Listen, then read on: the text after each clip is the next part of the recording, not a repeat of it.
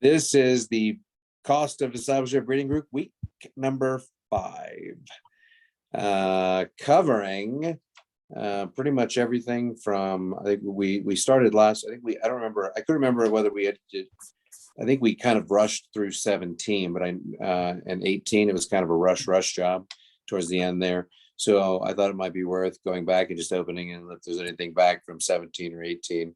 But I know that we didn't really get into the divide, and we'll take this all the way really up to the 20 up to I think the fruit is what right up to preliminary questions. So we'll try to go from 17 to 26. Most of those are fairly short, and some of them you may not have anything to say about, and that's okay. But if you will turn back to, I'd like to go back to chapter 17 and just make sure that we cover that, because I do think that we kind of hit it at the end, and there are a number of things in these texts that are worth just even revisiting twice. In 17, I remember we were talking about it because I had to indict myself for having too many games and collecting things and wrestling with what it means. But I don't want to let go of, I don't want to just wash over this, because I do think this is something that we, as I don't know if you saw the Netflix special, what was it called? The Social Dilemma. And it was about social networks. Anyone ever see this on Netflix? It's called Social Dilemma. Anyway, it talks about just how Facebook and Instagram and all these sort of social marketing medias, that we really are the product. We think we're the consumers of this free thing, but we, from them putting cookies on our browsers to mine how we are spending patterns and our viewing patterns, then companies pay a lot of money to Facebook and Twitter and the rest of these things to put up advertisements and such, so that and so they're paying them both for the data that tells us about us, and also to have access to advertising to us. And if it didn't work, they wouldn't do it. And so we are we're the product, we're the consumer, we are a consumeristic culture. You say, what is our trade? Well, we have lots of things that we dabble in, but we're not, it's not like we as a culture are a culture of consumerism. So how do we wrestle this notion of the simplicity of the carefree life that, and obviously Bonhoeffer was living in a monastic, quasi-monastic community, in a very different time, but everything from, there isn't a part of the church that hasn't largely been critiqued in the Western world, that hasn't been critiqued for our consumerism and our obsession with marketing and the value of it. I mean, even in our churches, we do that. How are we portraying our image? What is our name? We are using secular techniques to market people in the same way, because we understand them as consumers as well. And if they, and so where are you all at with it? Is this something you're wrestling with, or did you just gloss over it to make yourselves feel better? Well, our country as a whole, very much like you say, we're consumers to a point of probably idolatry, as they say.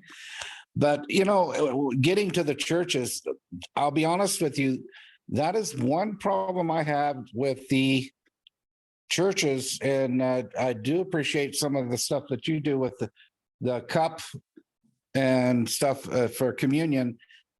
I see way too much, and I'm not going to pick on one religion or another, but too much gold and too much ornatism and too much.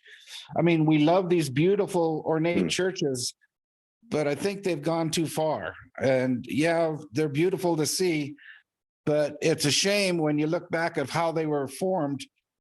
Peasants and people gave all their good money to the church for reasons, and they built these edifices. I happen to be in California in the Glass Cathedral. I don't know if you've heard of that. Yeah, Crystal Cathedral. Crystal Cathedral. Yeah, Crystal Cathedral.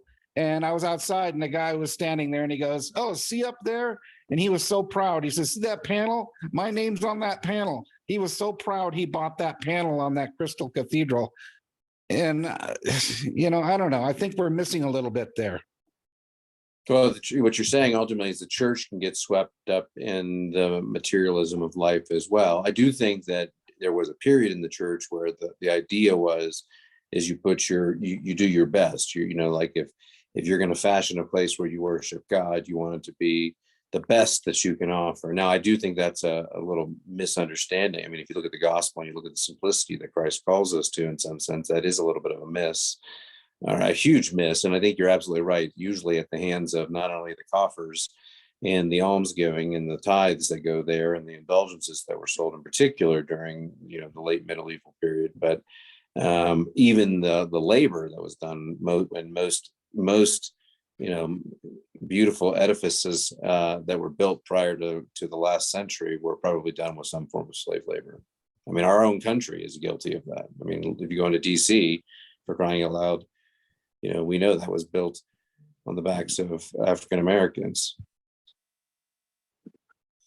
Jason, don't you think our churches today, though, are really guilty of trying to market themselves in such a way that the whole focus is how many people can we get into the pews? How much money can we get from them? Absolutely. And I don't know. You're selling. Church success is measured by the 3 B's: bodies, buildings, and bucks. Yeah. Bucks. Yeah. Bucks. Bucks. Yeah. What do you think I said? Butts? That was in the bodies. Yeah. I mean, that would work too. Buildings, bucks, and butts. Butts in the pews. And that's been going on as a youth. I was at a friend of mine's in Nebraska, in Phillips, Nebraska, and one of those traveling revivals came by. Now, we were just young teenagers at the time, and we just went over to see what's going on, and they were setting up for the night's revival, and the head preacher, we'll say, was telling all the people, now make sure everybody that comes through that door buys a book. And they had stacks of books in each thing. Make sure, and that's we're sitting there, my friend Dave and I, we're sitting there watching, and he said, make sure everyone that comes through that door buys a book. And that's to me, that's not the message. Yeah.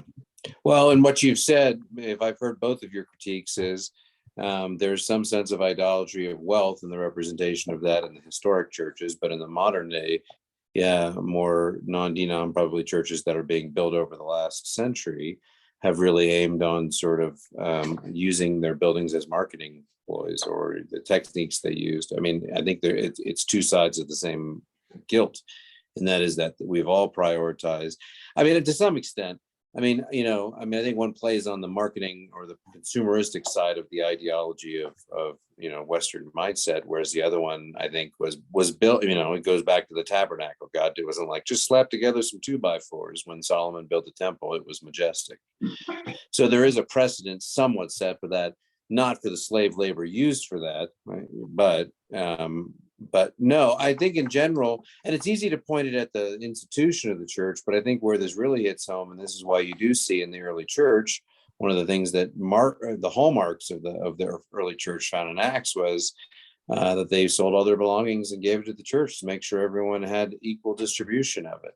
And part of that was because they thought God was coming back 10 years later. And if we knew for certain that God was coming back in 33, we probably would all live our lives very differently. If we knew for certain that we had 10 years to go, or less, we would be like, you know what, I'm not going to, sit on the mounds of cash we've stored over the years. I mean, I have investments. I'll have inheritances from my mom and dad, and so will Shannon. So I mean, and I think about those things too. So you think about your future. You think about future generations. And I'm not here to condemn that and say that those things are wrong, but I'm also saying that when you look at the growth of Christianity globally, it is happening in the poor Southern hemisphere, not in the wealthy Northern hemisphere cultures. But can we? I don't think we can get away from that, though, can we? We could, but it'd be radical. Yeah. No one would come to that church. If I start preaching that this summer, I'm going to empty the seats. Inside for sure. What's that? We'll be inside instead of outside. Yeah. I we don't have to go into, I guess I just want to point it out. It is something that I do think that that we as the church ought to wrestle with, in particular in our consumeristic marketing culture that we are in. Isn't it also, he uses the word anxious and anxiety a lot in this chapter. It's when those things, or when you have anxiety about those things, or about take no thought for tomorrow, he's talking about we shouldn't be anxious about our possessions or our future. There's a certain way in which we should hold those things kind of lightly. If we have possessions and if we have investments, we should hold on to those things without fear about the market all the time, or just I think it's more our attitude toward those things than the things. Yes, I do agree. And I think that probably is where we find resolution. I mean, again, I go back and I said last week, King David had lots of wealth. King Solomon had lots of wealth. There were many Christians in the New Testament that had wealth. I don't think wealth is the issue. I think our relationship to the wealth. And when we do see need, and we, I think it's one of the cases where if you feel the tug, of someone's need and you don't respond because of your own, well, what I need for tomorrow, then we have placed the value of our own, overcoming our own, in his words, anxiety for the future for the sake of someone in need, or a need, whether it be someone or otherwise. It's good to wrestle with. It's good to keep it. It's good to always, it's good to have a check about our relationship with our stuff.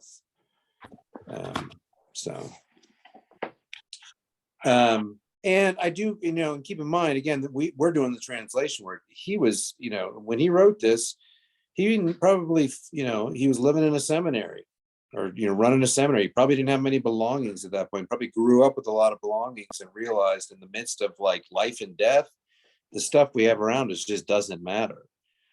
Someone said, I was listening to a podcast and they talked about grief and how the power of grief, and when you lose someone in your life, a spouse, a father, parent, child, whatever it might be, you are in such a place of grief that you don't really care about anything around you. All these things, all these belongings, all the, even the security that they bring in those moments of true, experiencing your true humanity, those things don't matter.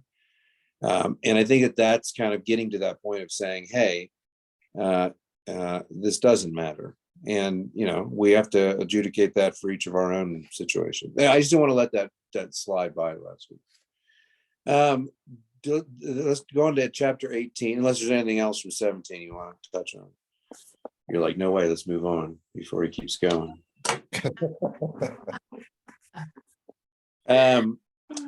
Disciples and unbelievers. I'm trying not to laugh. I'm doing a more serious stoic version of this, because if I laugh, it hurts my side. So don't make me laugh, Jim. Don't look at me. Chapter 18. What stood out there that you didn't get to bring up last week? Well, yeah, because we decided we weren't going to cover this last week. Did we not do it? Is this where we ended? Correct. Yes, right. That's where we ended. Because I got a lot written in the sides that I got. So, but I'll let you all. So judgment, really, it's about judgment and the unbeliever and the relationship there and how we view.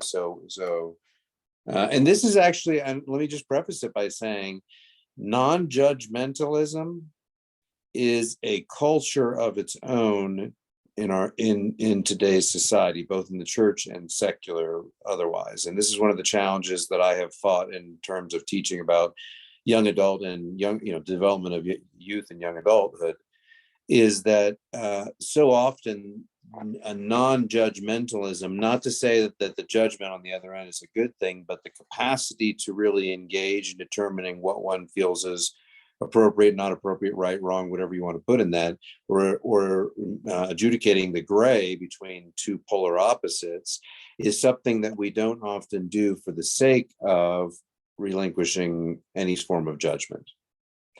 Now, on the other side of that, sometimes we judge too harshly by a standard and we don't allow space for conversation. And like anything in our culture right now, it's usually one of the two polar opposites rather than the middle, where we say, hey, let's have gracious conversation and not be judgmental at the same time. I go back to when I approached the Taizé brothers and said, with the rise of integration and acceptance of homosexuality in our culture, I said, where do the brothers stand on this? I mean, they're, fairly still conservative. I mean, they're pretty simple and could have very easily taken a very conservative stance on that, and no one would have batted an eyelash. And his comment was, it's not for us to, he just said, it's not for us to judge. And it really brought that home, that sense of, if we start with that lack of judgment, then we have a place to build, because a relationship can be established. But we all know, if you're in a place where you do feel judged from the get-go, you're from others who are also dirty, rotten sinners, and in whatever, we all bring our faults and foibles to the table. And I think, and that's the basis of not judgment is until you look at yourself and you're like, if you look at yourself really, truly, you'll be like, wow, I'm a real piece of work. And then you're like, well, I'm not going to judge that person because I haven't even figured my own stuff out. And the truth is, we never will. But Yeah, I loved, I don't know if our pages are the same, but 184 in my book, it says, discipleship does not afford us a point of vantage from which to attack others. We come to them with an unconditional offer of fellowship with the single-mindedness of the love of Jesus. And after reading this chapter, like just driving around, I was like, wow, that person really needs the love of Jesus, and like, just somebody said, the lost are going to act lost. And so, we have that maybe an expectation that they have some level of behavior, or we have some expectation of how they should respond or react or act, but they need the love of Jesus. And like you said, we're just one step beyond that, just for the grace of God. So I just love that whole passage, and all week I was like, wow, they need the love of Jesus. and an extension of that, what he's saying in my 185, first full paragraph, it says, judgment is the forbidden objectivization of the other person, which destroys single-minded love.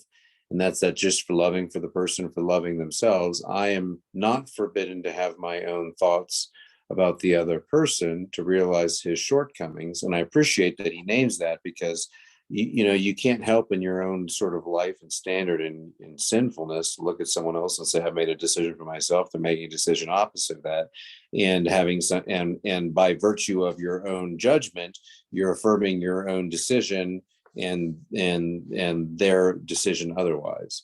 But only to the extent that it offers me an occasion for forgiveness, and here's the interesting thing: forgiveness and unconditional love. And I don't think it's like we're extending God's forgiveness to them. I think that's forgiveness for ourselves. We realize, the shortcomings, to realize his shortcomings, but only to the extent that it offers me, and to love, and as Jesus proves to me, that idea that, and I don't know, maybe he might have meant that. I can't imagine that he would have meant that in the forgiveness sense of us offering forgivenness as a priestly role or anything. I think, I only sought out and was able to find reconciliation with those pastors in Seattle because I turned the microscope on myself and asked where I was a big, doof and needed to reflect on my own actions, and not that I had any great shortcomings in that, but just the fact that I had any shortcomings. I didn't do anything majorly wrong or, major grave error that should have cost me my job or this whole life in that position. But I made a lot of mistakes along the way. And when I said, Lord, forgive me for my own fallenness, and then that's what opened the door to reconciliation in my own heart, because I realized my own fault in that. Every time I confront this issue, I think about Peter and his judgment against Ananias and Sapphira. is he able to judge them to the point of striking them dead? For what was a mixed motive on their part? They came and they brought money to the church, but they lied about the amount. But they still had partially a good motive. And yet they're both struck down. And I've never understood. I know you preached about that once. I remember you mentioning it, that maybe he wasn't even quite aware of the power that had been given him and how he might use that there. But that passage bothers me because he was judging them. Yeah. Judge. Yeah, after he himself had committed this horrible betrayal against Christ, you'd think he'd have a little compassion for them over this price of the land they sold. Which reminds me, I've been meaning to talk to you about your conscience. No. That makes my side hurt.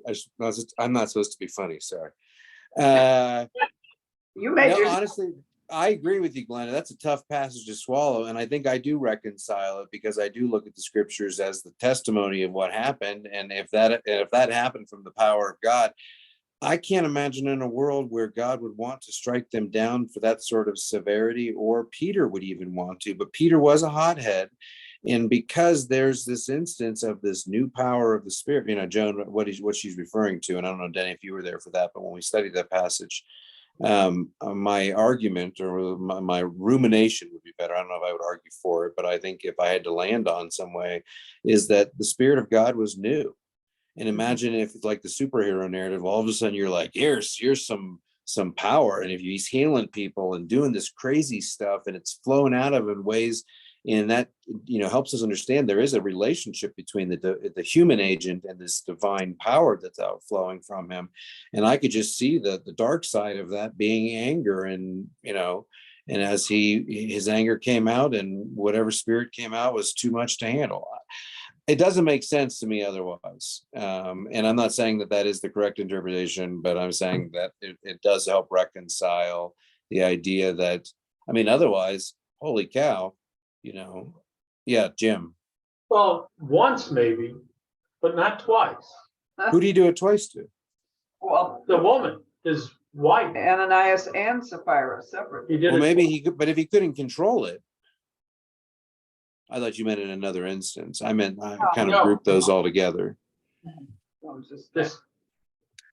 But don't you think? To me, I'm going to come back to this several times because I think that's part of our thing. God gave us free will, and because He gave us free will, we judge. Every time you make a decision, every time you decide to do something, you've actually made a judgment, whether you want to believe it or not, because you've decided, you've judged yourself or judged whatever to make that decision. And that's all part of free will. Yeah, but I think it's the way you conceptualize. It goes kind of back to what Glenda was talking about with the relationship to the materials. You can have and just in this case, you can dislike something about someone, but that doesn't mean that you judge them as less valuable, or you condemn them, or you see them as bad and yourself as being better than them.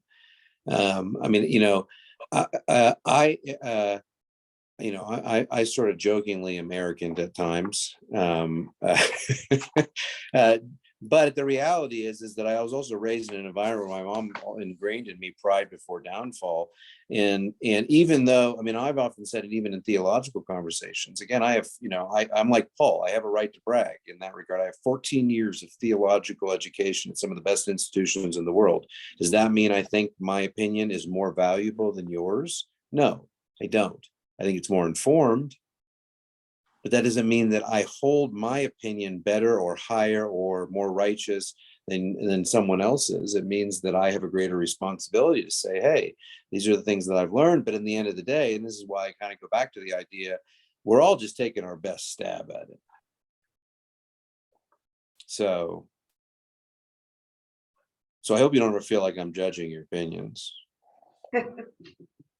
I mean, I am, but not by their value. You know what? We don't care because Good. there are. Because you know what I mean, and this is the whole point of this of scripture and this journey is it's meant to be a communal journey, and it requires and each of us have our own perspective and our own challenges, and we bring our own baggage and our own background, and we'd be fools not to pay attention to one another and listen, because it all adds up to a more fuller understanding of how God intersects with humanity. So I loved what he said on 185 below where you were just now. Judging others makes us blind, whether it's to our own sin or our need of grace. And then he says, whereas love is illuminating. And I just thought that was really cool. And then at the bottom of that paragraph that you were reading, to everyone, God is the kind of God he believes in. And that just struck me like, you know, how am I limiting God? I was like very, very humbled by that statement. yeah, I mean, I think that's the biggest problem today. I think so. That's why we have two. I think it's why we both have a prosperity gospel, and a God that can never do wrong, or not that God can't do, you know, but a God that is perfect love. And then when we can't reconcile our understanding of love with who God is or who God presents himself to be in the world, we falter. And so we fashion. As much as we joke about having a white Jesus and portraits and everything, I mean, we all know Jesus wasn't white. We all know Jesus was a brown person. But at the same time, you go into Africa, you go into South America, you go into Asia, and most representations of Jesus are going to be in some context of you know, there are countless examples of the appropriation of a Jewish man into the cultural context in which he is, you know, in painted or had art created about him. And that's not justifying it. It's just demonstrating that wherever you go in this world, you're always going to have some adaptation of who God is in light of the human being or the human context. Does this attitude lead to a kind of moral ambiguity? In what way? Well, if you can't judge anybody else's actions or motives, then is there any standard? Well, that's why we are where we are today. Yeah. I mean, you know, and I mean, that's dealing with young people, you know, the challenge. And over the past years of talking with young people and how they felt about issues like homosexuality, for example. And a lot of them be like, no, it's just fine. And in the end, they don't have any articulatable understanding either for or against or anything even related, biological, social, religious. They're not pulling from anything. And if they are, it's usually social media. They just in the end don't want to be judgmental. Well, I just think of Bonhoeffer in his context. It would seem that there would be a right to judge given the evil that was right in society, where there was such immoral and horrible evil that was taking over. And yet he says you can't judge. And I think there's a difference sometimes between, like, you know, I mean, I think judgment work on all levels. So take judgment like you see someone wearing some clothing that doesn't match or something, like someone has black and navy on together. I would judge them as not understanding that rule of dress. I mean, I'll be honest with you, if I have black underwear on, I can't put on a navy shirt, even though no one will ever see my underwear. I know that internally I know it's a little OCD or whatever you want to call it. But my sister went to a Color Me Beautiful class when she was younger, which was like how to use makeup. And she taught me about the color wheel. And there are certain colors you don't put together. But you wear those Harlequin pants. Those were designed, and they don't have conflicting colors. And in fact, my shirt matches them too. So it's quite an ensemble, if you will. Now, I wouldn't never wear black socks with those pants because it would conflict with the navy in the pants. But my point is this, is that whether it's judging someone because, oh, that person had committed adultery and I'm going to judge them for that what is, egregious sin or violating sin, versus me judging someone because they're wearing black and navy together, both come from the same spirit at its core. And while one has no, universal effect and may just be my own psychoses, and the other has detrimental effect to a child of God who is struggling to make it in the world, or we don't know what their situation is. And I think at the end of the day, it doesn't say you can't judge your own brothers and sisters in Christ. To some extent, there are passages that lend themselves that we're called to standards, and the standards are meant to mean, and that would have been congruent with Judaism. I mean, there were standards that were set by the law, and they would say, well, you're not doing those things. And not that I'm judging you, I'm calling you on it because we're called as a community to live into this. But it's that, like going back to what Glenda said, it's the intention. If I think I'm better than you because I don't wear navy and black together, then I've crossed a line. Really, I just pity you. None of you will ever wear black and navy. Jim will probably I'm actually gonna wear wear a black and navy suit this weekend. Yeah, you wear your navy suit with a black shirt, and we'll see who gets called out from the pulpit. Ow. No. It's karma. I shouldn't make jokes like that.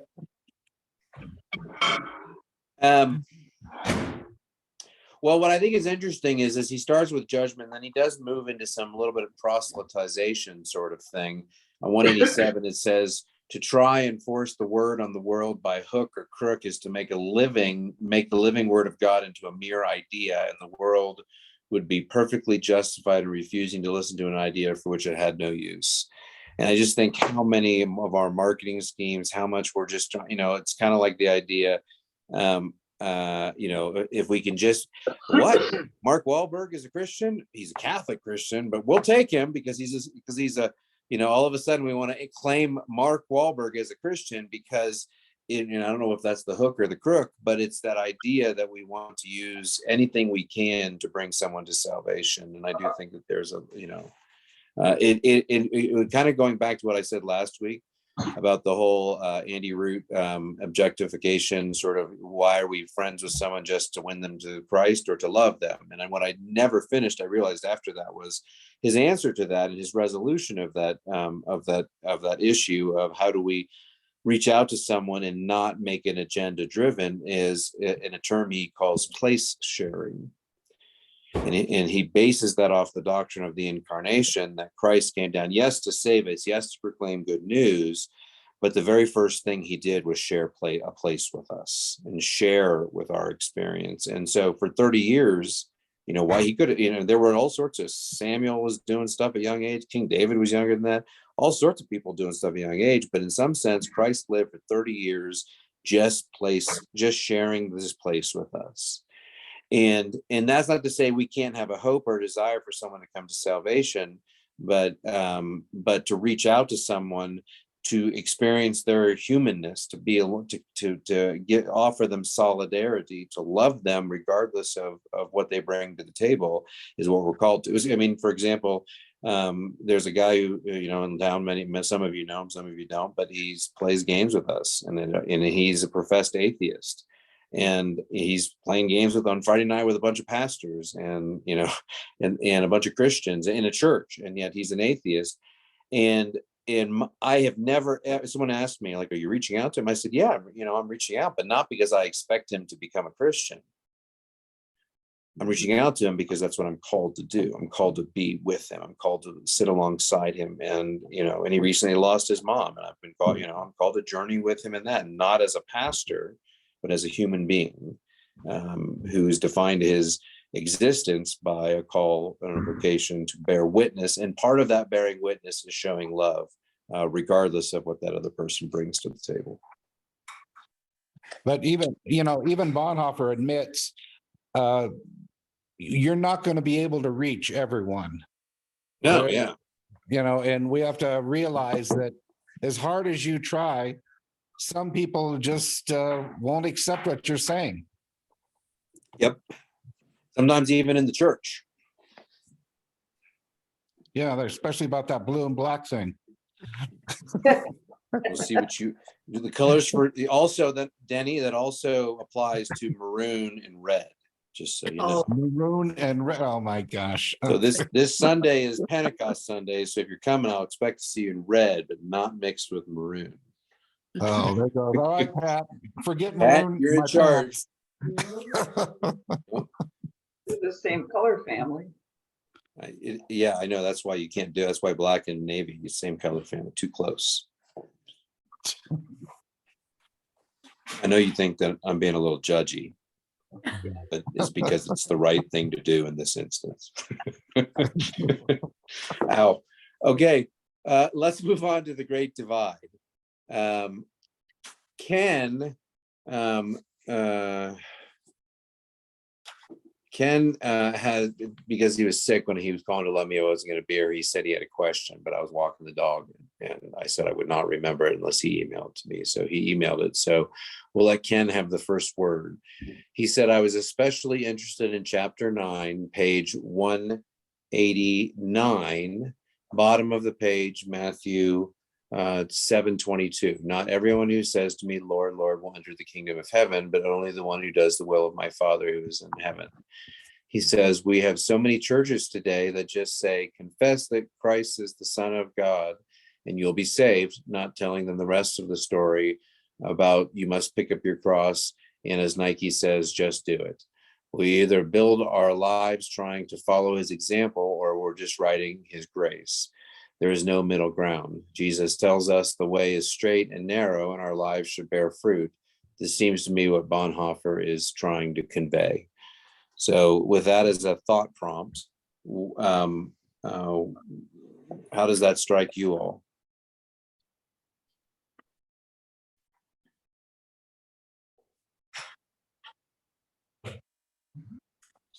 It is kind of interesting because the thief on the cross just accepted Jesus right before his death, and he didn't take up his cross. Well, he was on the cross, but he didn't live out a life that was worthy of his calling. So, I agree that, there are a lot of people that just get life insurance and they say they believe in Jesus just because they want to have that assurance and that hope, but their life and their fruit doesn't bear witness to that.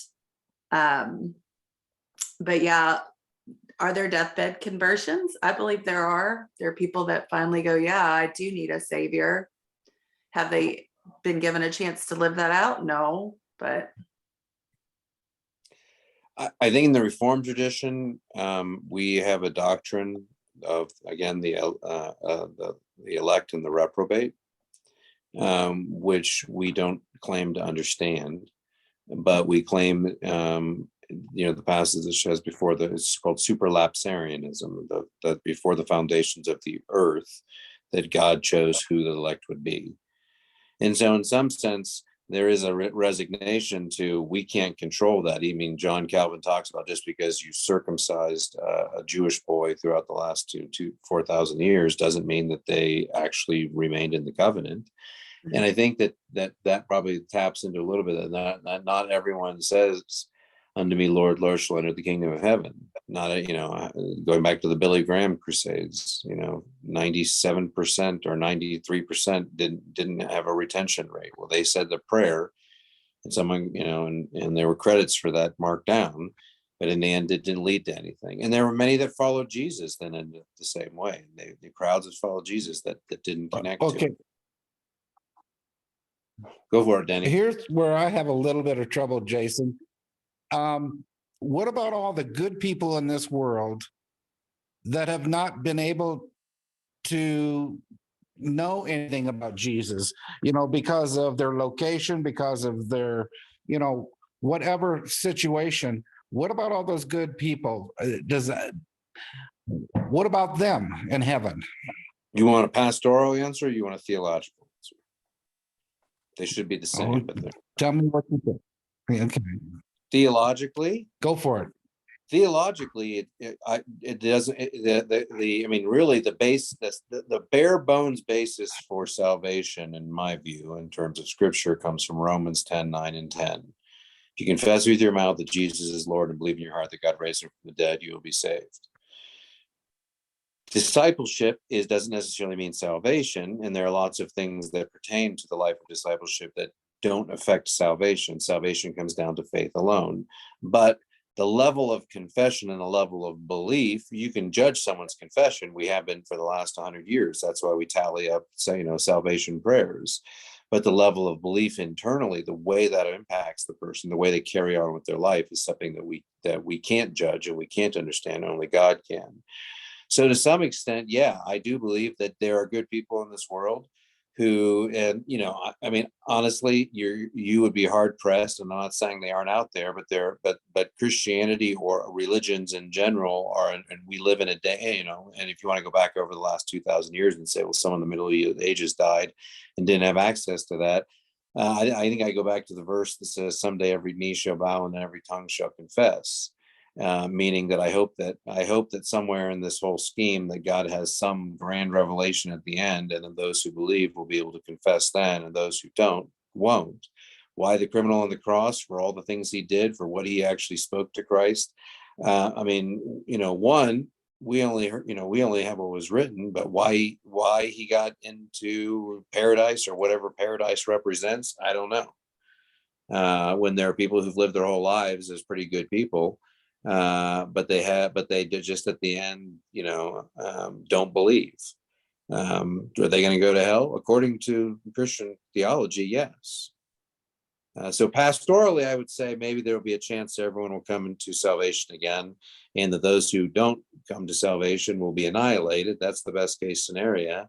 Theologically, I would say, in particular, as a Reformed theologian, that we do believe in some concept of a preordination or predestination, although it manifests itself differently, I think, than it did in Calvin's day. It still represents itself as in the end, we can't control who comes to salvation, and it doesn't make a difference. It could be Jeffrey Dahmer on his deathbed, or it could be little Mary Sue who lived her whole life, been doing pretty good, but really just at the end didn't have faith to believe.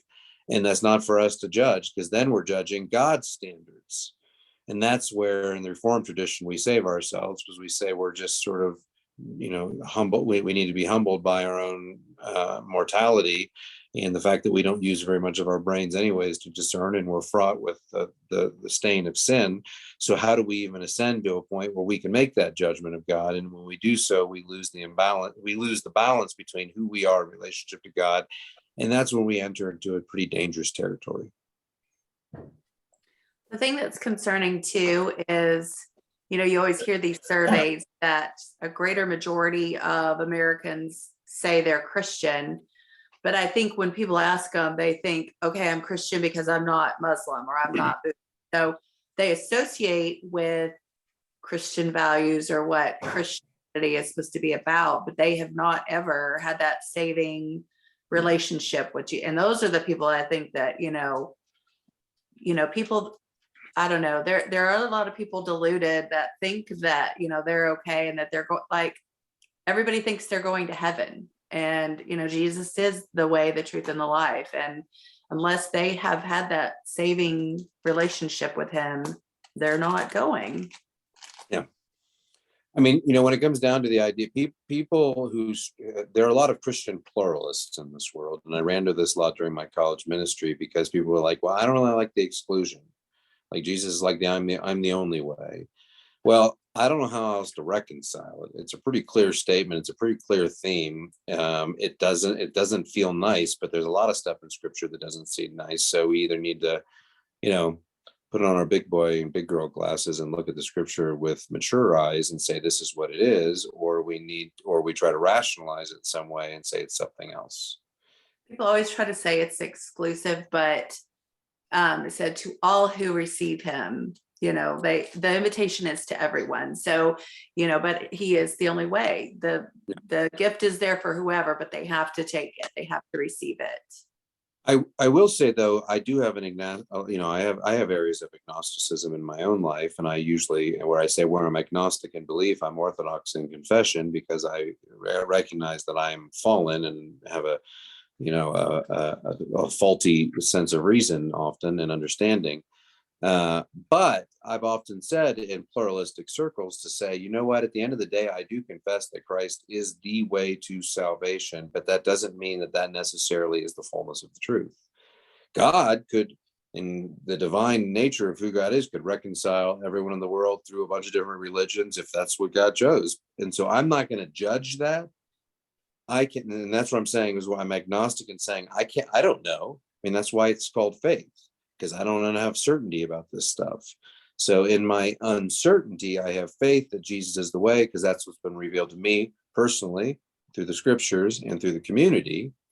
But that doesn't mean that someone who's raised in a Buddhist context in the middle of Asia somewhere, either we take the side of more of a reform perspective, that's just God's providence, that person was always, that Asian kid was designed for destruction, and that's just what it is, or we leave open the possibility that God could reconcile. And that goes back to that someday every knee shall bow. Maybe at the end of it, God falls back to heavens, and regardless of where you're at, everyone gets one final opportunity. And then we'll see the true metal. So. Jason, I have a different question about this chapter. Page 191. Yep. Something jumped out at me there. He's talking in that quite a bit about false prophets. And I think that's something we need to be very alert to or conscious of, because he says about false prophets that false prophets will rise up among them, and amid the ensuing confusion, they will feel they'll lead people astray, in other words. But then toward the bottom of that page, he says, Christians are credulous people. What does he mean by that? Are Christians more credulous than others? They're easily led astray by false prophets because they want to believe. If it sounds kind of pious, then they fall for it. Well, I think he's saying Christian. I mean, credulous. I'm assuming that is believable or trustworthy, as opposed to incredulous. And he's saying that because Christians, and this is my off-the-cuff interpretation of it, because Christians within society at that time, this is, still within the realm of Christendom. If you were a Christian, you were supposed to be a moral person. You're supposed to have credibility. So he's almost playing on the idea that we take our credibility, and that a false prophet can use that to manipulate others. Well, when you're a Christian, you must be credible. You must be believable. You're not going to lie to me because that's against what you believe. So I'm going to take you at face value. Whereas a false prophet can use that. And I think that he's probably directing that more towards the German church, where they accepted a lie and they were allowing their integrity as Christians to propagate the evil of what Hitler was doing. But I think what else? It's a good warning about being misled, that we need to be cautious and discerning and skeptical. He says not to judge, but on the other hand, we need to judge false prophets for being false, don't we? Yeah. Well, you know what, quite frankly, and see, this is, I've never really spent a lot of time on the doctrine of judgment, quite frankly, in particular how it affects us. So I really feel a little, I have some basic understanding of it, but I would say, I look at Joel Osteen and be like, nah, like that is not right. Yeah. Am I judging him? Yeah. Am I safe of that? Have I evaluated my own life in that? No, I'm just flat out being like, that dude is something wrong with him. Mm-hmm. And is that wrong or right? It's probably wrong. I mean, there's somewhere if I was like the true Christian sage, maybe that I'm supposed, that I would probably look at him with a sense of compassion, in a sense of not judgment, but of how do I show him Christ's love regardless? Because again, anytime we make a judgment, we're placing a value on something, ourselves over it, our belief system over it, our estimation, our intellect, whatever, our wealth, whatever it might be. Whenever we judge someone else, we're always placing us in a very earthly sense and the gifts and things that God has given us over and against another creature that bears God's image. I remember Calvin talking about that every human being bears the image of God. They are a Christ bearer somewhere in them. So the person, giving your food in the drive-through window, not to objectify them as being some minimum wage worker, teenager who's just trying to make it through, but to say, hey, that is a child of God. How do I engage with them to put it in the words of Martin Buber, just so I don't steal the phrase, we shift from we're called to shift ourselves from an I-it relationship to an I-thou relationship. When God came down in the incarnation, God encountered us in Christ as an I-thou. He was a person and we were the thou. We were beloved. And if anytime we objectify someone, we have an I-it relationship to them. We hold them at a distance. We look at them. We judge them. We judge their characteristics, their parameters. But when we encounter them as a thou, then their humanity comes be. And this is, when we get not to go down this path, but when you get into the whole challenge of everything around the trans conversation today, I think that the challenge of that is we're trying to judge by standards that we don't understand. And at the end of the day, I do think Christ calls us to try to push past, what I would identify as a mental illness, and to see the individual who is a child of God and bears the image of God. And I'm still called to approach them in love and compassion. And as a person, I may not agree. I may have compassion. I may think that they have a mental illness. I may think all sorts of things that they would probably say that they don't even want to talk to me because of that, or but at the same time, if I only come to them in a non-judgmental, hey, I'm just called to love. At the end of the day, I'm just called to love. And if the church did that, we'd be having a very different conversation. So, but there's a difference between judging a person as a person and judging a false prophet's ideas. Yes. And we are called to judge that because in the New Testament, but again, here's the thing. Paul, when he's writing to those New Testament churches and they had false prophets, were the people trying to be false prophets? Probably not. They weren't like, hey, let's go into the back room, let's think of some false prophecies and let's mix this church up a little.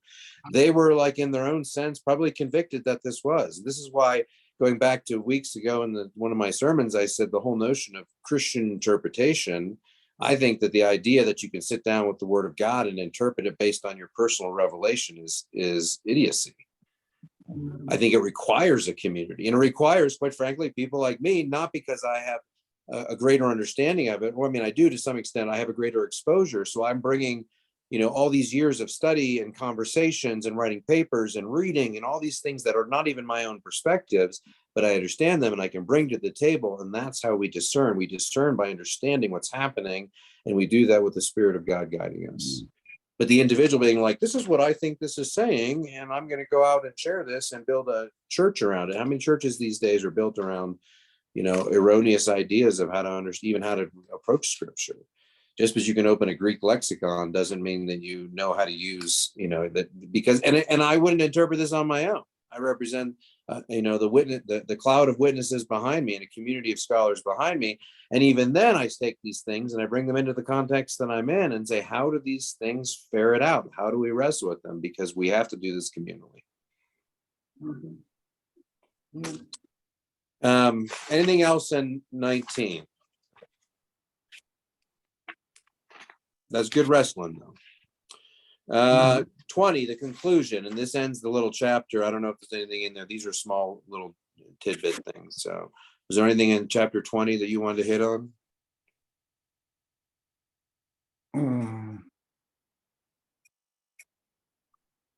Well, the one thing, and it kind of goes with what we say, you don't want to interpret the Sermon on the Mount or anything that the Bible says in different ways, but in a sense, isn't that what's happened?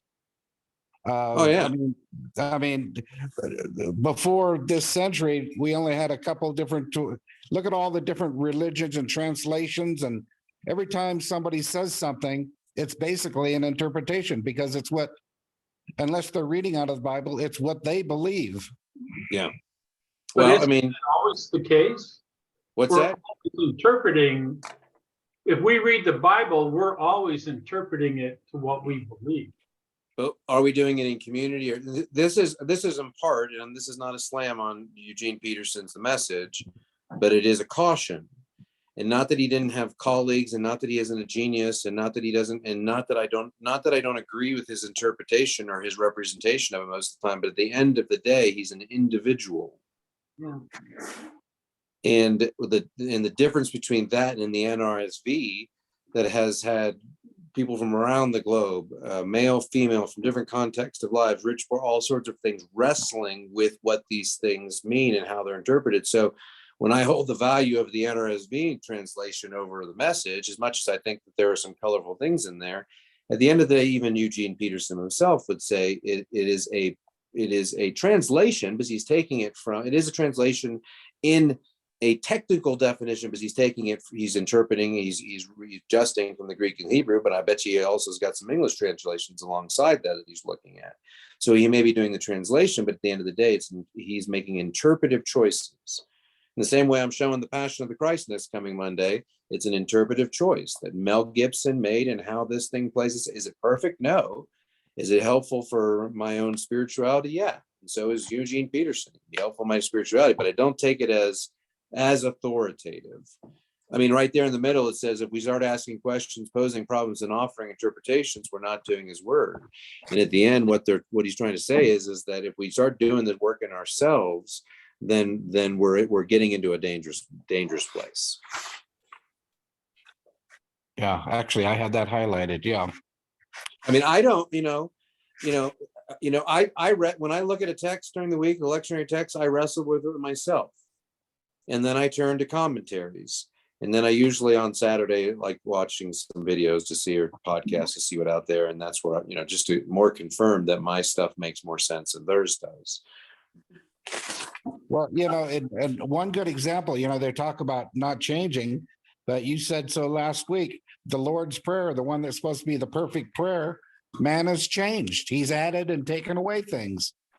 Yeah, you're right. And, even the debtor, it really should be, the translation in the Greek is probably closer to debtors, which is why the Presbyterian churches use that. But trespasses was, and for me, it was just one of those things that because we're such an ecumenical church, I was trying to find some, Shannon hates that I've done that. But honestly, like, I think as I started thinking about it, all sins are not against, we sin against one another, yes, to some extent, but all sins are really against God. So our sins are a language I want to use with God, and I can trespass. I can walk in your yard and trespass, for the crying out loud, but I can trespass or break the boundaries of what I ought to have with you, whereas my sinning is against God. So for me, it was a theological thing that just said, let's find some middle ground. It's kind of like, it's like Taizé's choice to sing Latin chants, because it's, it doesn't belong to anyone. I'm trying to find middle ground.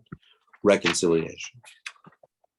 I like that he said he does not allow his hearers to go away and make of his sayings what they will, picking and choosing from them whatever they find helpful, and testing them to see if they work. And then he goes on to say on the next page that the only way to hear his word, but again, he does not mean that it is, hold on. Yeah. So his word is not just to be discussed as an ideal, but really means to get on with it. Kind of your thing, Nike, just do it.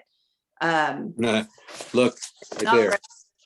Hey, just do it. Yeah. The whole, buffet style Christianity, taking things out of context, and that's Joel Osteen's mode of operandi too. But taking things and just seeing if it works for your life. No, we have to take it as a whole, and we have to take it and actually apply it to our lives. And, it has to come out in what we're saying and doing. And at the end, that's probably what it really, it's about the integrity, what we believe and how we live out our lives. If we say one thing just because we feel like, I want to go to church on Sunday and I want to say I'm a Christian because I feel like I've said the words I needed to say, and then I'm going to have eternal salvation from that. Well, maybe then that's cheap grace, and that's what he's getting at. And it's like, I said what I needed to do, just the bare minimum to get in, just like the criminal on the cross. Well, that's not love. You know, no one goes into a marriage and be like, I'm just going to do the bare minimum in this marriage that I'm going to be able to do. Exactly.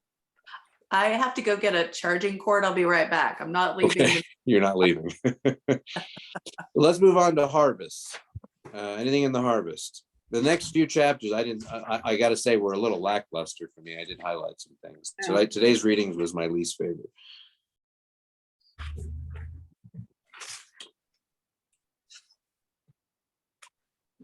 I didn't even have put anything for harvest. I didn't have anything either. I mean, I underlined a few things.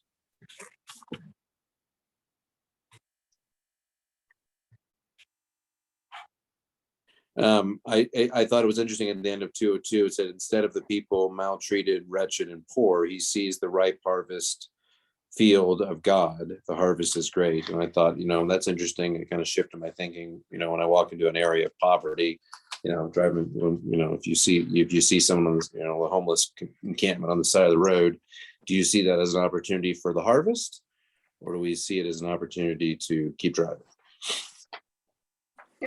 In this chapter, he carries that whole imagery of the shepherd and sheep through In the harvest? Yes. Yeah. And again, makes that point that their own shepherds have misled them, which is again that whole idea of false teachers. Yeah. And bad shepherds, and we, Lord knows there are a lot of bad pastors out there. So. How about the apostles? That was like a page. And it was really, I like that he called Simon the Rock Man. I was like, rock on, Bonhoeffer. You really giving Peter a little nickname, the Rock Man. Matthew the Publican is like a band.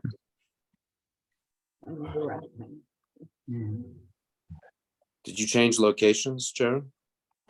Just position in the same location. I went around the corner to reach a plug. Are you sitting on the floor next to a bed? Yeah. Okay. I was like, what is that behind? It looked like a quilt of some sort. Yeah. And I was like, those doors are strange. You either, when it moved into a room, that you have really high ceilings. I couldn't reach the plug where I was sitting. So no one had much to say about the harvest or the apostles. Did you have anything for that? I just said, I'm like Linda, the sheep and shepherd thing was beautiful, the way he presented that. The apostles,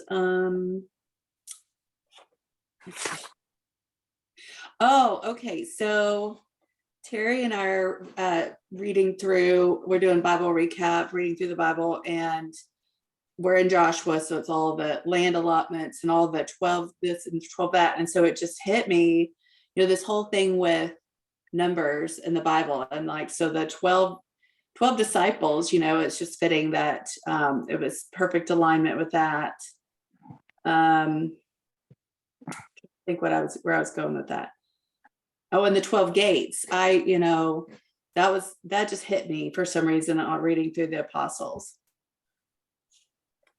Just the whole notion that the numbers there, that's I'll say, as much as I do believe that the Bible, in whatever form we have it contains errors, I also think that God's Spirit could and has implanted these little codings in it through that. In other words, the coding that they come up with is a very convincing argument that there's something there. But do I think that there's still errors? Well, yeah. I mean, just by virtue of the fact I've said before that hell is translated as hell everywhere in the Bible, when there's so many other nuances that, and we just attach our own interpretation of that to it, that's an error in transmission. Therefore, it's an error if you have adjusted the text so that it suits your own cultural need. And we've done that all over the place, especially with the message. I think y'all were just talking about Rock Man, but the ending of that paragraph kind of was chilling, because he says, even Judas went forth to the Christ work, and the fact that he did so will always be a dark riddle and an awful warning. Because again, the 12, you have to include Judas in that, even though he betrayed Christ, but he was called to the work of the Lord. Yes. And I think that that's a nice segue just in language to the idea of chapter 23. What is that work? Mhm. And it starts off, all the activities of the disciples are subject to the clear precepts of their Lord. They are not left free to choose their own methods or adopt their own conception of their task. And holy cow, that struck out to me. How much in our modern day Western churches have we, methods of outreach? We talk about family systems and we get down into, it's the field of practical theology, so I appreciate it to some extent, but at the same time, sometimes I think that we have made the method in our own, to grow a church. Well, that's not what, when I interviewed for this church, there was, if we hire you, you're young, you'll bring young families. That's not what I'm here for. I'm not here to bring young families. I'm here to try to deepen the relationships that we all have communally with Christ. And if we're doing that well, the community will grow because we'll be a healthy organism. Just because someone, if a method of hiring a young pastor is meant to grow the church, then we are using our understanding of marketing and consumerism to draw young families in because they think we can get a young pastor and that'll work. Now, in saying that doesn't mean that it doesn't work. There's a reason. I actually had a friend say once that the biggest defining factor between a church that's successful and a church that's not is not often God. It's often the charisma of the leader. But that was my reaction. I was like, that's disgusting. But the more I thought about it, there's truth to that. So, but that's because we have misinterpreted how the church ought to exist. So, there's no charisma in the brothers in Taizé, but they draw 100,000 young people a year. Why? Not because of their charisma, but because God's Spirit is moving there. So it's a reminder that we can find a better way of doing this. Yeah. I was interested in this chapter about how he really emphasizes the requirement of poverty for the messengers, which was very contrary to the whole idea of prosperity gospel and the preachers who live that luxurious lifestyle. Messengers that represent Christ are supposed to take almost a vow of poverty. Well, that's why monastic communities do so that nothing impedes that service to God. And I think there's something,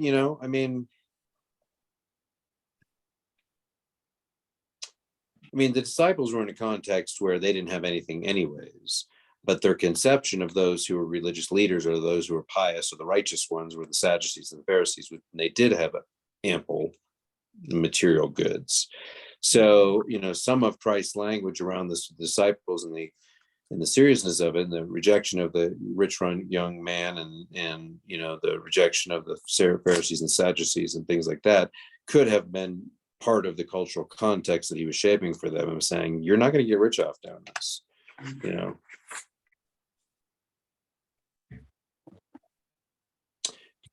I think the thing that stood out to me in this chapter was really the reality of what peace is.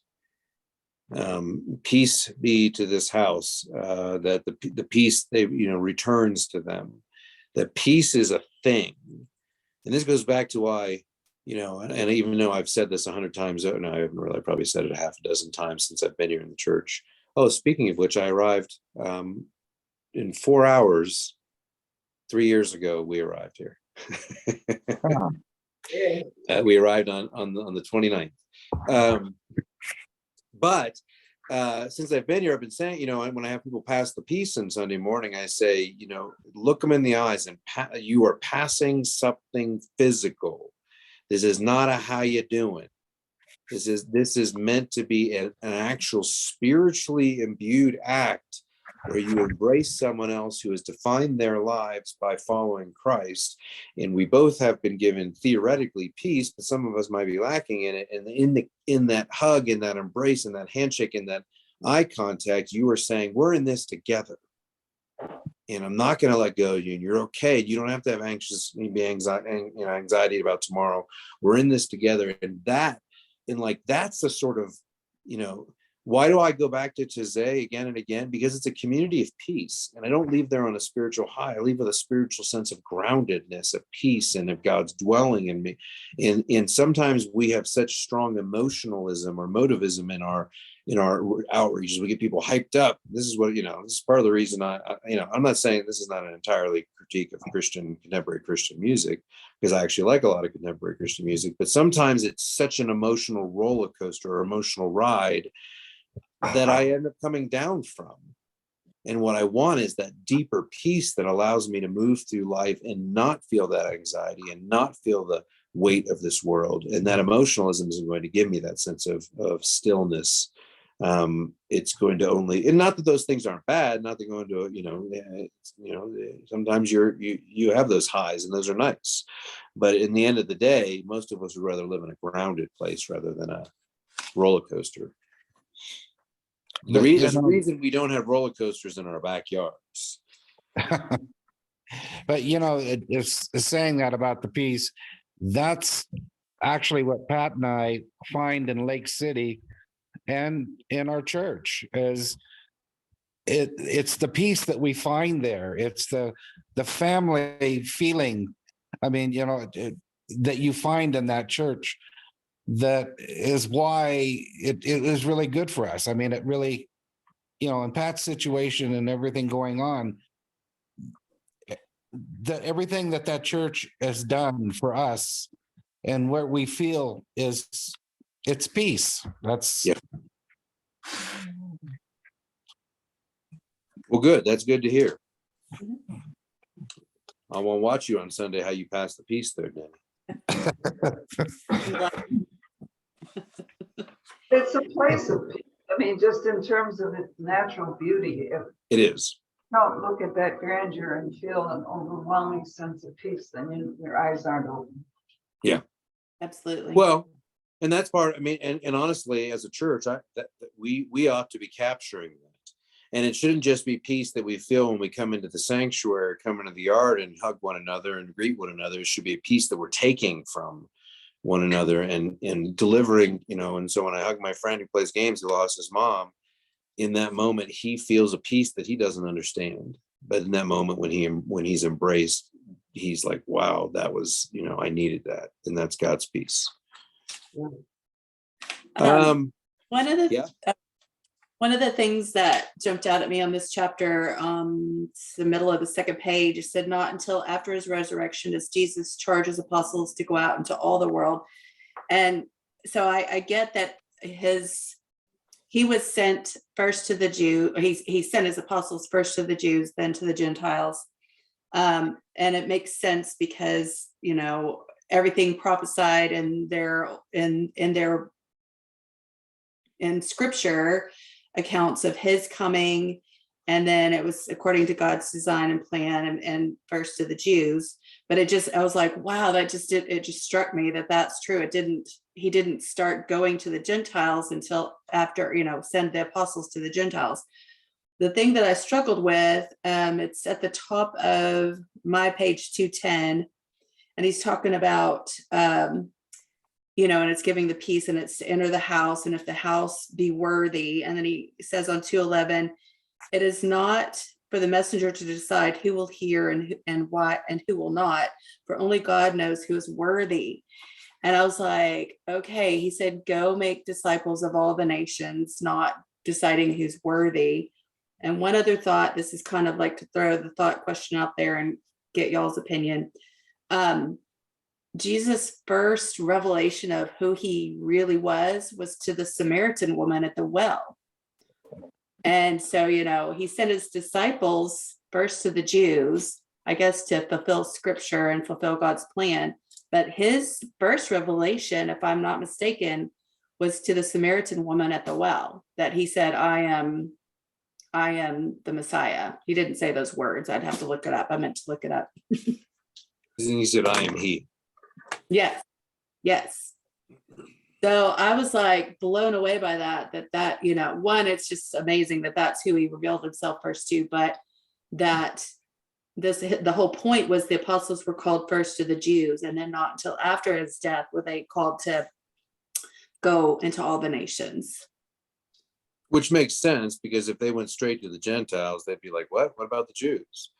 And then the Samaritans are one step removed, because they were Jews, or really are ethnically, but that was that first sort of broadening of, this isn't exactly what you think it's going to be.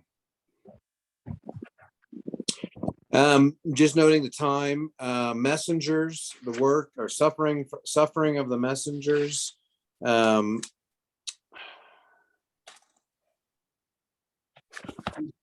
Anything in that? That's just not too long of a chapter.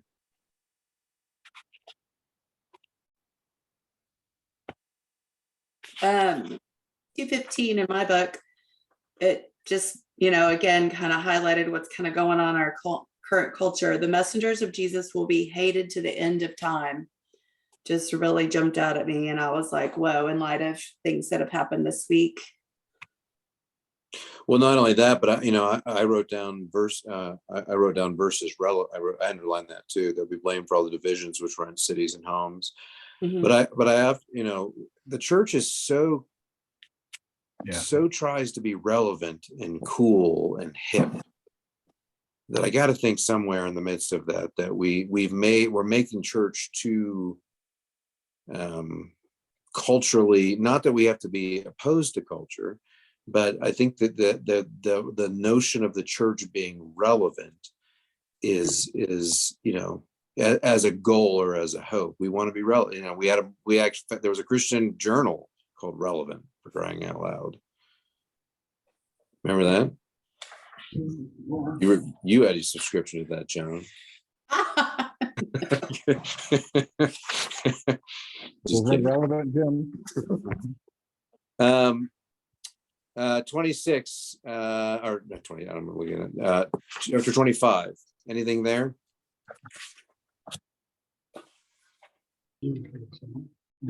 Decision. Is that the end? Well, but anything, and then the fruit. Anything in the last 5 pages? No. Is that it? No, we got the fruit. I continually wrestle at the beginning of the decision chapter. The passage is scripture, that I've not come. Think not that I've come to send the peace on the earth. Well, you're just talking about peace in the previous part. I have not come to send peace, but a sword. For I came to set man at variance against his father, and daughter against her mother, and blah blah blah. That's pretty hard for me. I mean, I understand it, because if my mom was like, you know what, I don't think this whole Christianity thing's working out, to be like, well, then I guess too bad for you, Mom. But it's such a, and some it makes such a stark distinction.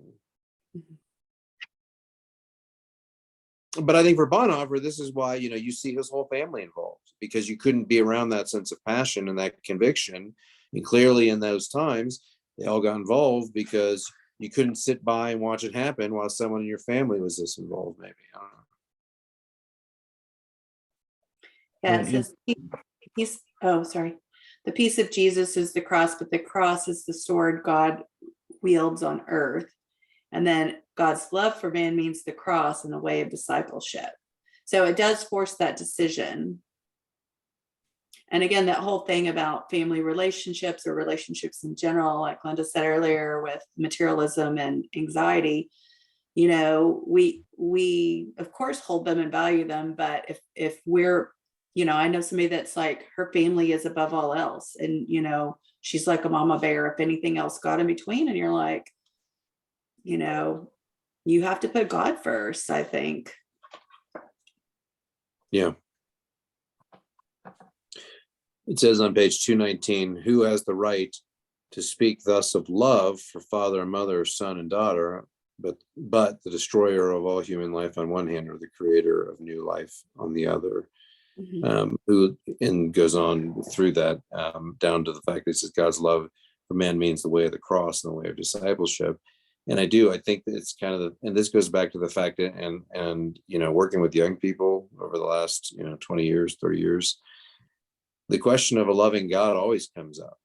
And the idea of love always comes up, and it's always mediated by some form of human understanding of I love this person so much. I mean, and how do you say to a mother who bears a child, and cares for that child and nurtures that child, that they can't, that they have to love God over that child. Well, at the end of the day, I mean, that's kind of what's being called. I mean, it's a sense of, as much as I think that much of our world is being redeemed, it has been redeemed since Pentecost. I think we're seeing the benefits of that. We're living in the extreme benefits and foibles of that now. But at the end of the day, those relationships still sort of rule supreme. It's about relationships, about the connections, about that love. But when we, I guess all of it comes down to the idea of separating who we are as spiritual beings and who we are as humans on this earth. But do you think Jesus is saying to us, we have to make a choice? Love God and your neighbor. Love God, your neighbor, but if you choose to take up that cross, some people will turn against you. You have to be prepared to make. I don't think God is asking us to make that choice. I think that God is asking us to be prepared to make that choice. Yeah. And you still love those people. It's just that, Well, I think we can still all love God and not give up on our families or our friends. It No might way, be, man, my mom's out. yeah, it might be more of a challenge, right, Tom? I think God's always dealing with the fallenness of our world, and how we perceive ourselves. And I do, and maybe I'm wrong in this, and I've heard other people say it too. I mean, you know what? I mean, we do the best we can to understand who God is and be faithful to the word that was given to us. But to do our best in that. And that's why I think, that you do it in community, you do it and discern that together, because anyone out on their own is just, an ideologue. But at least if we're together, we are embodying who we are. I mean, the whole notion of the church being the bride of Christ, that notion, I think we often forget, and the importance of that. So, well, good discussion, everyone. Next week is our big final week, and it's about 80 pages. So don't wait until Tuesday or Wednesday morning. Admittedly, I did not read anything until today because I was like, it's 22 pages.